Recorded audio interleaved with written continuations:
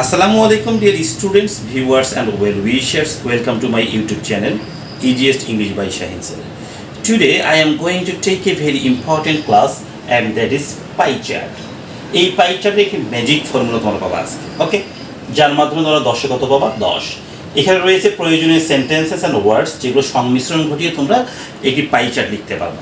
প্রিয় শিক্ষার্থী, তোমরা অবশ্যই মাথায় রাখো আমি যে পাই চার্টের ফর্মুলাটা দিয়েছি এই পাই চার্টের ফর্মুলা দিয়ে তুমি সমস্ত ধরনের পাই চার্টের অ্যান্সার করতে পারবা।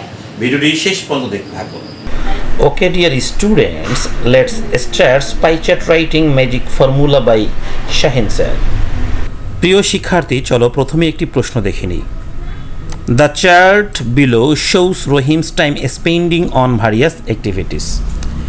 Analyze the pie chart in your own words. চলো এবার পাই চার্টটি দেখে নিই একটু।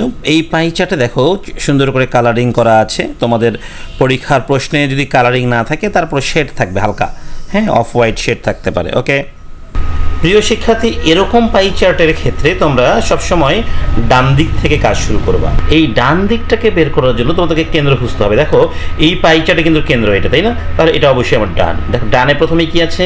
Playing 19%, meals 6%, homework 10%, entertainment 15%, sleep 25%, school 25%। এই চিত্রটাকে আমাদের সুন্দরভাবে ইংরেজিতে বর্ণনা করতে হবে এবং এই ইংরেজিতে সুন্দর করে যদি বর্ণনা করতে পারি, এই তথ্যগুলোকে যদি আমরা উপস্থাপন করতে পারি, তাহলে অবশ্যই আমরা 10-এ 10 পেয়ে যাব ইনশাআল্লাহ। এটাকে বর্ণনা করার জন্য আমার কিছু ওয়ার্ডস প্রয়োজন। দেখো আমি যে কিছু রিকোয়ার্ড ওয়ার্ডস দিয়ে রেখেছি। নাম্বার 1 রেখেছি see, notice, observe, watch, identify, recognise. এগুলো সবগুলোর মানে মোটামুটি দেখা। ওকে, যেমন সি মানে দেখা, নোটিস মানে লক্ষ্য করা, তাই না? তার মানে সবগুলোর মানেই কিন্তু মোটামুটি দেখা। এইবার দেখো কিছু প্রয়োজনীয় আমি সেন্টেন্সেস রেখেছি, রিকোয়ার্ড সেন্টেন্সেস, তাই না? নাম্বার 1 রেখেছি দ্য পাই চার্ট শোস। এরপরে কি বসবে তোমরা একটু পরেই প্র্যাকটিক্যালি দেখতে পারবা।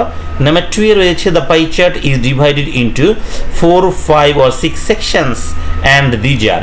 এই জায়গায় কি বসাবো আমরা একটু পরে তোমরা অবশ্যই প্র্যাকটিক্যালি দেখতে পারবা। তোমরা ভিডিওটি না টেনে দেখতে থাকো। ওকে, 3 নম্বর সেন্টেন্সে লিখবো according to the pie chart we see that. এই দ্যাটের পরে আমাদের প্রয়োজন পড়বে সাবজেক্ট এবং ভার্ব। এই সাবজেক্ট এবং ভার্ব অবশ্যই আমাদের প্রশ্নেই আছে, শুধু খুঁজে বের করতে হবে। এই টেকনিকটাও তোমাদেরকে আমি একটু করে দিয়ে দিব। এরপর লিখতে হবে মোস্ট অফ এবং লেস্ট অফ। ওকে, তারপরে দেখো 4 নম্বর লাইনে লিখবো going through the pie chart it is seen that. দ্যাটের পরে অবশ্যই আমাদের আগে যেমন দ্যাটের পরে সাবজেক্ট প্রয়োজন ছিল দেখো এবং ভার্ব প্রয়োজন ছিল, ঠিক তেমনই এখানেও দ্যাটের পরে আমার সাবজেক্ট এবং ভার্ব প্রয়োজন হবে, তাই না? তারপরে কি করতে হবে একটু পরে তোমাদেরকে দেখাই দিব আমি। নাম্বার 5 নাম্বার লাইনটা খুবই গুরুত্বপূর্ণ, এটা মুখস্থ রাখবা। দেখো দেন, অলসো, এগেইন, ফার্দার, ফার্দার মোর।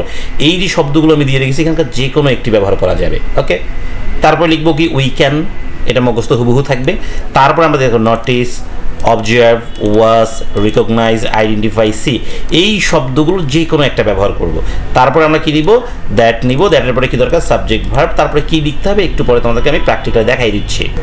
এবারে যাবো আমরা কনক্লুডিং লাইন অর্থাৎ উপসংহারের লাইন। এই উপসংহারের লাইনে লিখবো দাজ উই সি দ্যাট। সি দ্যাটের পরে কি দরকার? সাবজেক্ট এবং ভার্ব দরকার। তারপর এই জায়গাতে আমরা কি বসাবো তোমরা একটু পরেই দেখতে পারবা। ভিডিওটি না টেনে দেখতে থাকো। চলো আমরা পাই চার্টের অ্যান্সার শুরু করে ফেলি। ওকে, পাই চার্টের অ্যান্সার শুরু করার আগে আমাকে মনে রাখতে হবে আমি যে প্রয়োজনীয় সেন্টেন্সেসগুলো দিয়েছি, প্রয়োজনীয় ওয়ার্ডসগুলো দিয়েছি, এগুলোর কিন্তু আমরা সংমিশ্রণ ঘটাবো, তাই না? চলো সবার আগে কোন সেন্টেন্সটি লিখতে হবে আমি কিন্তু আগেই দিয়ে রেখেছিলাম। দেখো 1 নম্বরে সেন্টেন্স লিখতে হবে দ্য পাই চার্ট শোস। এই পাই চার্ট শোস কথাটা মুখস্থ লিখবো আমরা অ্যান্সারে গিয়ে, তাই না? এই দ্য পাই চার্ট শোস লিখলাম। এই ডটগুলোতে কি বসতে পারে সেটা বলে দিচ্ছি আমি। দেখো এই ডটগুলোতে বসবে এই পরীক্ষার প্রশ্ন কিন্তু শোস থাকবে। হ্যাঁ, এই শোস থেকে শুরু করে একদম ফুল স্টপ পর্যন্ত যা আছে হুবহু আমরা মুখস্থ করে এই জায়গায় লিখে দিব। দেখো আমি একদম কপি করে লিখে দিয়ে দিলাম। ক্লিয়ার? তারপরে আমাদের ফুল স্টপ দিতে হবে। তারপরে 2 নম্বর লাইনে যাবো। এবার দেখো 2 নম্বর লাইনে যখন যাব, 2 নম্বর লাইনে কি লেখা আছে? The pie chart is divided into 4, 5 or 6 sections and these are, লিখে ডট, তাই না? এটা হুবহু আমাদের মুখস্থ থাকবে। দেখো এটা আমরা এই জায়গায় এসে লিখছি, এই জায়গায় এসে লিখে দিলাম the pie chart is divided into 4, 5 or 6 sections. এখানে 4, 5 or 6 এই তিনটার মধ্যে কোনটা লিখবো? দেখো এখানে গণে নেই 1 2 3 4 5 6, তাহলে এখানে কত হবে বলো দেখি? 6 সেকশনস। তাহলে আমি এখানে বাকিগুলোকে কেটে দিই, তোমরা যেহেতু মুখস্থ লিখবে তোমাদের একবারই রাইট হয়ে যাবে। 6 সেকশনস অ্যান্ড দিজ আর এই দিজ আরের পরে আমরা নিব হচ্ছে এই যে সেকশনসগুলোর নাম আছে, এই নামগুলো নিব কোনো পার্সেন্ট ছাড়াই। প্রথমে কি আছে? প্লেয়িং, তারপরে কি আছে? মিল। আমি লিখে নিচ্ছি প্লেয়িং, তারপরে আছে মিলস, ওয়ার্ক, এন্টারটেইনমেন্ট, তারপরে কি আছে? Sleep and school, sleep and school. Okay, sleep and school লিখে আমরা কি দিব? ফুল স্টপ দিয়ে দিব। এরপরে দেখো আমরা যাব 3 নাম্বার লাইনে। 3 নাম্বার লাইনে কি আছে?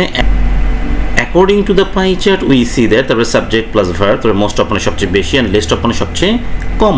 আচ্ছা, আমরা একটু কপি করে নিই, তোমরা মুখস্থ করে নিবা, তাই না? আচ্ছা, এই জায়গায় এসে বসাই দিলাম according to the pie chart we see that. এরপর সাবজেক্ট দরকার, বলো দেখ এই গল্পের সাবজেক্ট কি আছে? এই দেখো প্রশ্নের সাবজেক্ট আছে রহিম, তাহলে আমি সাবজেক্ট নিয়ে নিলাম রহিম। তোমরা অবশ্যই মাথায় রাখবে প্রশ্নের সাবজেক্ট পাওয়াই যাবে। হ্যাঁ, সাবজেক্টের পরে কি নিব আমরা? বলো দেখি ভার্ব। এইখানে দেখো আমরা যদি ভার্ব নিতে চাই, দেখো এই প্রশ্নে কিন্তু অবশ্যই ভার্ব থাকবে। এখানে ভার্ব হলো স্পেন্ডিং, কীভাবে বুঝলাম? আইএনজি আছে, তাই না? আইএনজি কখনো ভার্ব ছাড়া অন্য কারোর সঙ্গে যুক্ত হয় না, কিন্তু এই আইএনজি ওয়ালাটা আমাদের লিখলে হবে না, এটাকে আমাদের সঠিক ফর্মে আনতে হবে। তাহলে স্পেন্ডিংয়ের ভার্বকে আইএনজিকে বাদলে থাকে কি? স্পেন্ড, তাই না? এইখানে আমার ভার্ব হলো স্পেন্ড, SPEND, স্পেন্ড। আর রহিম হলো থার্ড পারসন সিঙ্গুলার নাম্বার, তাই আমি S/ES দিলাম, স্পেন্ডস। এরপরে দেখো আমাদের কি লিখতে হবে? Most of. মোস্ট অফ মানে কি? সবচেয়ে বেশি। আচ্ছা, সবচেয়ে বেশিটা যেন কি? আমরা এখানে আলোচনা করছি রহিমের টাইম স্পেন্ডিং নিয়ে, তাহলে মোস্ট অফটা হলো টাইম, আমরা লিখলাম মোস্ট অফ টাইম। আচ্ছা, সবচেয়ে বেশি টাইম কোনটা একটু দেখে নেওয়া যাক। দেখো এখানে সবচেয়ে বেশি পার্সেন্টের দিক থেকে হলো স্লিপ 25, স্কুল 25, তাই না? এই দুটো, তাহলে আমরা লিখতে পারি most of time in sleep and school, তাই না? এরপর লিখবো অ্যান্ড লিস্ট অফ।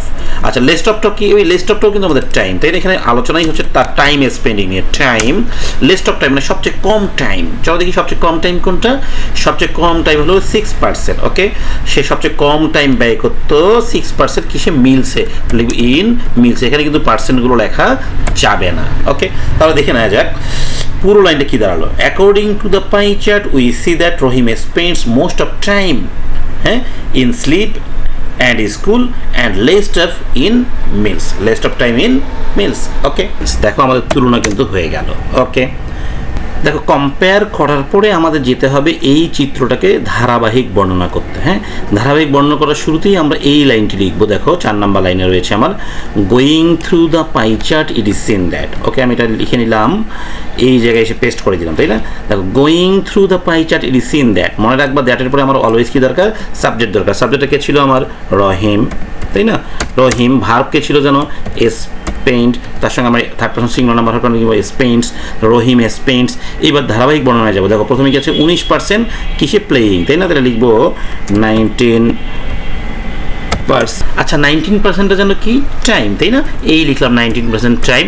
19% টাইম কিসে? প্লেয়িংয়ে। লিখবো ইন প্লেয়িং। লিখে আমরা কি দিয়ে দিব বলো তো? Full stop. ওকে, এইবার যাবো আমরা পরের লাইনটি বর্ণনায়। পরের লাইন বর্ণনায় গিয়ে দেখো এখানে একটা ম্যাজিক দিয়ে রেখেছি আমি। ম্যাজিকটা কেমন দেখো? দেন অলসো এগেইন ফার্দার মোর। এখানকার যে কোনো একটা শব্দ নিব, সঙ্গে উইকেন্ড তো অবশ্যই নিব। তারপর এইখানকার নোটিস, অবজার্ভ, ওয়াজ, রিকগনাইজ, আইডেন্টিফাই, সি, এখান থেকে যে কোনো একটা শব্দ নিব। নেওয়ার পরে দ্যাটের পর অবশ্যই তোমরা বুঝতে পারছো সাবজেক্ট ভার্ব প্লাস কোন পার্সেন্ট এবং কি সেটা লিখতে হবে। তাহলে এখান থেকে আমরা একটি কপি নিই। এটা দেখো, এটা বারবার আমাদের কপি লাগবে। আমি একবার কপি রাখলাম, এটা বারবার কপি পেস্ট করতেই থাকবো। ওকে, তাহলে এই জায়গায় আমি বসাই দিলাম এটা। তাহলে এখানে আমরা দেন অলসো এগেইন ফার্দারের মধ্যে আমি কি নিলাম বলো দেখি? দেন নিলাম, বাকিগুলো ফেলাই দিলাম। দেখ এই যে বাকি অংশটাকে আমি ডিলিট করে দিলাম। তাহলে দেন, তারপরে থাকলো কি? উই ক্যান, এটা রাখবোই। দেন উই ক্যান, তারপরে কি না রাখবো বলো দেখি? দেন উই ক্যান এই নোটিস, অবজার্ভ, ওয়াচ, সি, এগুলোর মধ্যে আমি প্রথমটাই রাখলাম, মনে করো নোটিস রাখলাম, এই রাখলাম নোটিস, এগুলোকে ফেলাই দিলাম। তাহলে দেন উই ক্যান নোটিস, তারপরে আমাদের কি থাকবে দ্যাট, কি থাকবে বলো তো দ্যাটের পরে আমার কি দরকার সাবজেক্ট, সাবজেক্টটা কি ছিল রহিম, আমি নিলাম রহিম। ওকে, ভার্ব কি ছিল স্পেন্ডস, হ্যাঁ নিলাম স্পেন্ডস, রহিম স্পেন্ডস। এবার পরের লাইনটা বর্ণনা করবো, বলো দেখি পরের লাইনে কি আছে এখানে 6% মিলস, তাই না, রহিম স্পেন্ড 6%, এই পার্সেন্টটা কি জানো টাইম, কোথায় ইন মিলস। ওকে, তারপর আবারও কি দিব আমরা ফুল স্টপ। প্রিয় শিক্ষার্থী দেখো, এই 6%-এর গল্প হওয়ার পরে এবার আমাদের বাকি গল্পগুলো লিখতে হবে। এবার আমরা 10%-এর গল্পে যাব। এই 10%-এর গল্পে গিয়ে কি লিখতে হবে, আমাদের এই ম্যাজিক সেন্টেন্সটা নিতে হবে, তাই না। দেখো এই ম্যাজিক সেন্টেন্সটা আমি একটু কপি করে নিলাম, তোমরা অবশ্যই এটা মুখস্থ রাখবা। এই ম্যাজিক সেন্টেন্সটাকে আমি আবারও এই জায়গায় পেস্ট করে দিলাম, দেখো। হ্যাঁ, তাহলে এই জায়গায় আমি কিনলাম দেন, আগের বার আমি নিয়ে ফেলছি, তাই না। দেন যেহেতু আমি আগে নিয়ে ফেলেছি, তাহলে এবার দেন না নিয়ে আমি অন্য কিছু নিলাম অলসো, মনে করো নিলাম এই যে অলসো, বাকিগুলো ফেলাই দিই। হ্যাঁ, এই বাকিগুলোকে ফেলাই দিলাম। ফেলাই দেওয়ার পরে কী থাকলো উই ক্যান, উই ক্যানের পরে কী দরকার আমার বলো দেখি, যে নোটিস অবজার্ভ ওয়াচ, নোটিস আমরা আগে নিয়ে নিচ্ছি, তাহলে নোটিসটাকে বাদ দিলাম, দিয়ে এই অবজার্ভ থেকে শুরু করে এইগুলোকে ফেলাই দিলাম, যে কোনো একটা নেওয়া যাবে, তাই না। তাহলে নিলাম অবজার্ভ। ওকে, এই অবজার্ভ নেওয়ার পরে আমাদের কী দরকার এবার বলো দেখি, এই দ্যাট, তাহলে প্লাসটাকে ফেলাই দিলাম, এগুলো চিহ্ন জাস্ট মনে রাখার জন্য দিয়েছিলাম। এই দ্যাটের পরে আমার কী দরকার সাবজেক্ট, সাবজেক্ট কী হবে হি, তারপর ভার্ব নিব কি জন্য স্পেন্ডস, হি স্পেন্ডস। এবার কত পার্সেন্টে যাব আমরা, এই যে এইটাতে 10% হোমওয়ার্ক, তাহলে কি স্পেন্ডস 10%, পার্সেন্টটা কি জানো 10%টা হলো টাইম ইন হোমওয়ার্ক, হোমওয়ার্ক। ওকে, এবার ফুল স্টপ দিব, দিয়ে আমরা হোমওয়ার্কের পরের গল্পে যাব। এবার পরের গল্পে গিয়ে আছে বলতে কি এন্টারটেনমেন্ট 15%, তাহলে আমরা ওই আগের মতো কিন্তু দেন অলসো এগেন ফার্দার এগুলো লিখতে পারি। এবার লিখবো ফার্দার, ফার্দার মুখস্থ হবে উই ক্যান, তাই না। তারপরে সি ওয়াচ নোটিস অবজার্ভ, এগুলোর মধ্যে আমরা নিতে পারি। এবার হচ্ছে অন্য কিছু একটা নেই, রিকগনাইজ নেই, হ্যাঁ রিকগনাইজ, তারপর নিব দ্যাট, তারপরে সাবজেক্ট দরকার, সাবজেক্ট আবার আমার হি, হ্যাঁ, তারপর ভার্ব কী হবে স্পেন্ডস, নিলাম হি স্পেন্ডস। এবার কত 15%, তাই না। দেখো 15%টা কি, 15% হলো টাইম, 15% টাইম ইন, এইখানে দেখে একটু আসি 15% টাইমটা কি ইন এন্টারটেইনমেন্ট, তাই না। এই লিখে নেব এন্টারটেইনমেন্ট। ওকে, ফুল স্টপ।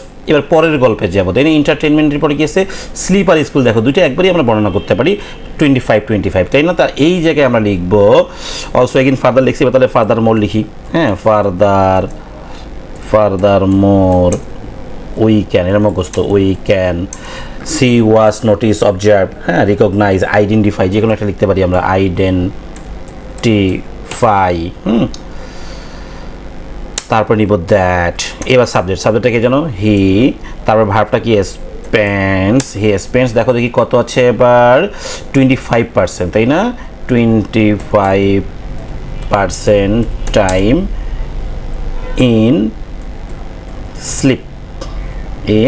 স্লিপ, লিখে ফুল স্টপ দিব। এবার লাস্ট লাইনটা বর্ণনা করবো, লাস্ট লাইনও কিন্তু আমাদের দেখো 25%, সেটা স্কুলে, তাহলে আমরা আবারও লিখতে পারি অলসো এগেন ফার্দারের মধ্যে। এবার নেই মনে করা হচ্ছে অলসো, উই ক্যান, হ্যাঁ, সি নোটিস অবজার্ভের মধ্যে এবার সি নিলাম মনে করো, সি দ্যাট, হ্যাঁ, তারপর নিব সাবজেক্টটাকে বারবার হি না নিয়ে এবার রহিম নিতে পারি, রহিম, ভার্ব নিলাম স্পেন্ডস, ভার্ব চেঞ্জ করার কোনো অপশন নেই, রহিম স্পেন্ডস কত 25%,